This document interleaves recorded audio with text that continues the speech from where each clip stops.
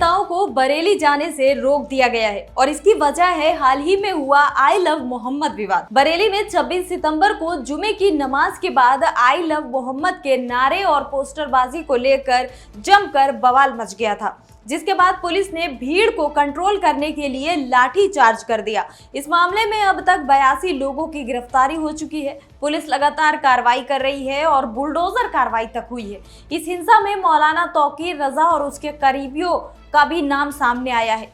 इस हिंसा के बाद आज शनिवार को समाजवादी पार्टी के 14 सदस्यीय डेलीगेशन बरेली दौरा करने वाले थे, लेकिन इससे पहले ही सभी सपा नेताओं को रोक लिया गया है। इनमें यूपी विधानसभा में नेता प्रतिपक्ष माता प्रसाद पांडे को लखनऊ में और जियाउर रहमान बर्क को संभल में हाउस अरेस्ट किया गया है। इतना ही नहीं, सपा सांसद इकरा हसन, मुहिबुल्लाह नदवी और हरेंद्र मलिक को भी मेरठ टोल प्लाजा पर पुलिस ने आगे बढ़ने ही नहीं दिया। नेता प्रतिपक्ष माता प्रसाद पांडे ने यह आरोप लगाया है कि बरेली में हमारे जाने से माहौल नहीं खराब होता। ये लोग अपनी कमियों को छुपाने के लिए हमें वहां जाने नहीं दे रहे। इन लोगों ने वहां जो लोगों पर ज्यादती की है, जो अवैध गिरफ्तारी की है, उसकी जानकारी हमें मिल जाएगी, इसलिए ये हमें जाने नहीं दे रहे। बरेली की घटना के बारे में जानकारी करने के लिए हमारे राष्ट्रीय अध्यक्ष जी ने एक प्रतिनिधिमंडल बनवाया हमारे नेतृत्व में जाने के लिए। उसमें कई सदस्य हैं, हमारे एमपी लोग हैं और सब हैं, लेकिन मैं यहाँ था नहीं। मुझे सूचना मिली शाम को 5 बजे तो मैं वहाँ से चला और रात को जब 12 बजे यहाँ अपने घर पर आया तो इसके पहले की जाने की कोई बात हो, तमाम बड़ी संख्या में पुलिस थी और हमको एक नोटिस पीजीआई थाने का समझा दिया। दरोगा ने मुझे कहा आपको अपने घर में रहना है, घर से बाहर नहीं निकलना है। हमको दरोगा चिट्ठी लिखता, कलेक्टर लिखता तो मान भी लेते। यहाँ का दरोगा पीजीआई थाने का मुझे चिट्ठी लिखता कि आप नहीं जा सकते, आप अंडर अरेस्ट हैं। इसके बाद फिर इस समय डीएम का चिट्ठी आया वहाँ का बरेली का। उन्होंने भी यही कहा है कि यहाँ आपके आने से माहौल बिगड़ेगा, आप यहाँ ना आओ।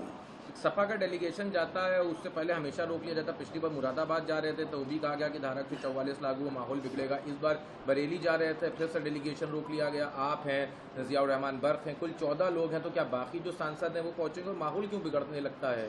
देखिए, माहौल कुछ हम लोग नहीं बिगाड़ते। ये अपनी कमियों को प्रशासन अपनी कमियों को छिपाने के लिए हम लोगों को नहीं जाने देना। इन्होंने जो वहाँ ज्यादती होगी, जो गैर कानूनी काम किए होंगे, जो अवैध ढंग से गिरफ्तारियाँ की होंगी, उसके बारे में हमको जानकारी मिल जाएगी, इसलिए नहीं जाने देना। नहीं तो क्या अब आगे का क्या निर्णय रहेगा, किस तरह से आगे इसको देखेंगे? अब हम अपने पार्टी के लोगों से बात कर लेते हैं और उसी हिसाब से तय करेंगे। तो अभी क्या अखिलेश जी से इसकी बात हुई? अखिलेश जी यहाँ हैं कहाँ, तो लंदन में है। तो अभी अब आगे आप लोगों का जैसे 8 डेलीगेशन, नहीं तो बाकी जो लोग हैं वो क्या पहुंच गए हैं? अभी मैं पूछ रहा हूँ, पता नहीं मुझे, अभी मैं पता लगा रहा हूँ, क्योंकि मैं रात को 12 बजे आया हूँ। तो रात के 12 बजे चिट्ठी। हाँ, ये चिट्ठी में क्या लिखा है, एक बार दिखा दीजिए कैमरा। अल्ले पूरा दिखा देते हैं, पढ़ के। जियाउर रहमान बर्क ने ये कहा है कि हम माता प्रसाद पांडे के निर्देश पर आज बरेली जा रहे थे ताकि वहां की घटना के पीड़ितों से मिल सकें, लेकिन हमें वहां जाने से आज रोक दिया गया है, हाउस अरेस्ट कर लिया गया। हम तो जाने के लिए पूरी तरीके से तैयार बैठे हैं, लेकिन यहाँ कई थानों की पुलिस लगा दी गई है और सपा मुखिया अखिलेश यादव के बरेली जाने से पहले जी हाँ राजनीति गर्मा चुकी है। रास्ते पुलिस ने आपके घर को घेर लिया, क्या कहेंगे? रजा साहब के साथ देखिए, जो उनको 10 में से 7 मुकदमों में उनको किया गया है। हम ये पूछ रहे हैं कि पहले हमें ये चीज़ साबित कर दी जाए, जो वहाँ के 81 लोगों को लगभग अभी तक अरेस्टिंग हो चुकी है और 10 मुकदमों के अंदर वो है, तो उन लोगों का दोष क्या है, दोष तो साबित करेंगे। अब जब तक न्यायपालिका में जहाँ जाया जाएगा तब तक बहुत लंबा समय हो जाएगा। जब तक मैं बता रहा हूँ, न्यायपालिका में हम अगर अपनी बात को ये जाकर साबित करेंगे कि हमारे लोग दोषी नहीं हैं, तो इतने लंबे समय तक वो लोग बेचारे बेगुनाह जेलों में क्यों रहे? अगर पुलिस प्रशासन के पास ये सबूत है कि उन लोगों ने कोई कानून तोड़ा है, तो उसका सबूत क्यों नहीं देते वो मीडिया के सामने, आपके सामने? क्या मैं आपसे ही लोगों से एक सवाल करना चाहता हूँ, क्या बरेली के लोगों की अभी तक कोई ऐसी तस्वीर जो पुलिस प्रशासन ने आरोप लगाया है आप लोगों के सामने आई है कि वो गोली चलाते हुए या पत्थर चलाते हुए या पुलिस के हथियार छीनते हुए नजर आ रहे हो? मैंने तो और अभी तक लोगों ने देखी नहीं है। तो जब ऐसा है नहीं तो पुलिस के पास तो सारा तंत्र है, पुलिस प्रशासन पे ड्रोन कैमरे भी थे, सारी चीज थी, तो फिर क्यों उनके पास वो फोटो और वीडियो अगर ऐसा है तो क्यों साझा नहीं करते? जी बिल्कुल, ये देखिए अनडिक्लेयर्ड इमरजेंसी की तरीके से हमें यहाँ रोका जा रहा है। हमें समझ में नहीं आ रहा किस आधार पे। हमारा आग्रह है प्रशासन से कि हमारे साथ चले। हम कुछ छुपाना नहीं चाहते, कोई एजेंडा नहीं है, ना हम कोई चोर चक्के अपराधी हैं। जनप्रतिनिधि हैं, इलेक्टेड रिप्रेजेंटेटिव हैं। किस आधार पे हमें रोका जा रहा है हमें समझ में नहीं आ रहा। उत्तर प्रदेश का हिस्सा है बरेली, हम सब वहाँ के रहतवान भी हैं, वहाँ के जनप्रतिनिधि भी हैं।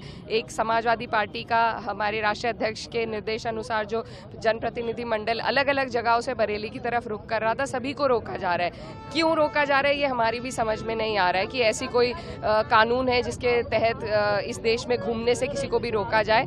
पता नहीं उत्तर प्रदेश सरकार अपनी कौन सी काली करतूत पे पर्दा डालना चाहती है जो हमें वहाँ नहीं जाने देना चाहती। लेकिन आज नहीं कल हम वहाँ ज़रूर जाएंगे और एक रिपोर्ट ज़रूर बनाएंगे कि किस तरीके से लोगों को प्रताड़ित किया जा रहा है। फिर से एक बुलडोज़र जस्टिस का वहाँ पे जो सिलसिला दोबारा शुरू किया गया है, ये बिल्कुल गैर संवैधानिक है। सुप्रीम कोर्ट इस पर रोक लगा चुका है, उसके बावजूद उत्तर प्रदेश सरकार उसका उल्लंघन कर रही है। तो यही सब जो हालात वहाँ पर बनाए जा रहे हैं उसको देखने के लिए हम वहाँ जा रहे थे और अपने लोगों से मिलने के लिए, उनके हालात, उनकी पीड़ा सुनने के लिए और उनकी आवाज़ बनने के लिए। और ये हमारा फ़र्ज़ है और ये इसे हम पूरा करके रहेंगे, कोई हमें नहीं रोक सकता।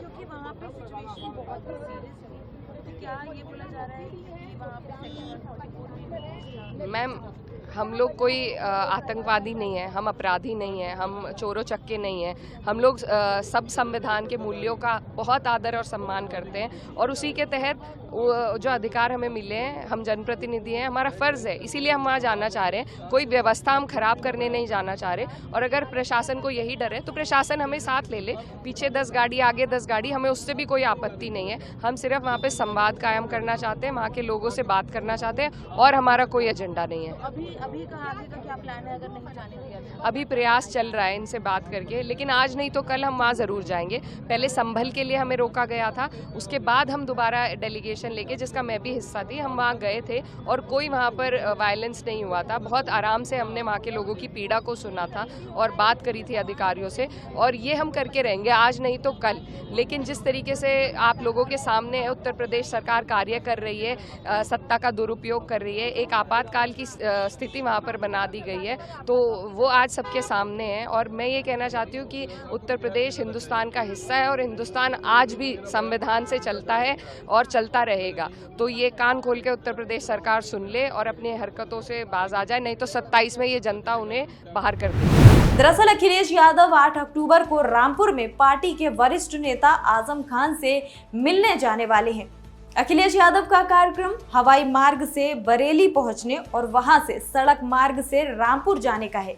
लेकिन आज सपा नेताओं को जिस तरीके से बरेली जाने से पहले ही रोक दिया गया है, हाउस अरेस्ट कर लिया गया है, उससे अब सपा नेताओं में आक्रोश नजर आ रहा है। अब देखना ये होगा कि सियासत आगे क्या कुछ रुख करेगी।